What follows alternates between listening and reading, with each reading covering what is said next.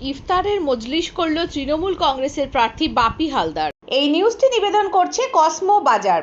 এটি অবস্থিত মগরাহাট কদমতলায়। ঈদের খুশিতে বিশেষ আকর্ষণীয় উপহার নিয়ে আপনাদের মাঝে হাজির হয়েছে।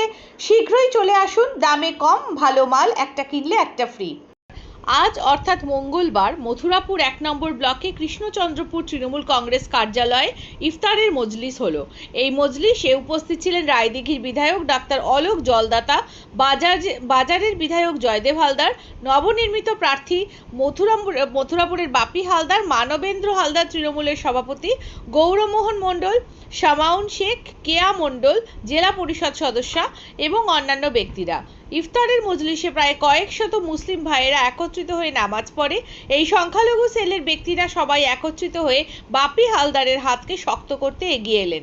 সংখ্যালঘু সেলের ব্যক্তিরা উচ্চস্বরে বললেন, ভাইজান এবং সিপিআইএম একত্রিত হয়ে আমাদের ভোটকে বানচাল করার চেষ্টা করবে। সেই দিকে লক্ষ্য রেখে আমাদেরকে এগিয়ে যেতে হবে। মা মাটি মানুষ সরকার মমতা ব্যানার্জির হাতকে শক্ত করার জন্য এবং বাপি হালদারকে দিল্লি পাঠানোর জন্য আমাদেরকে তৈরি থাকতে হবে। সর্বশেষে সমস্ত সংখ্যালঘু ব্যক্তিরা ইফতারের মজলিসে খাওয়া দাওয়া করে পরস্পরের আলিঙ্গন করে বাড়ি ফিরে গেলেন। দেখুন, নানা ভাষা নানা মত নানা মরিদান বিবিধের মাঝে দেখো মিলন মহান, কবির কথা রয়েছে।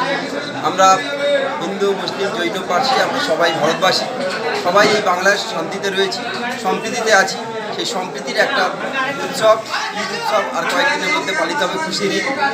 এবং বিভিন্ন সম্প্রদায়ের মানুষ যেমন তাদের বিভিন্ন অনুষ্ঠানের মধ্যে থাকেন, ধর্মপ্রাণ মুসলিম সম্প্রদায়ের মানুষ তারা এই এক মাস রোজা রাখেন এবং প্রতিদিন তারা ইফতার করেন।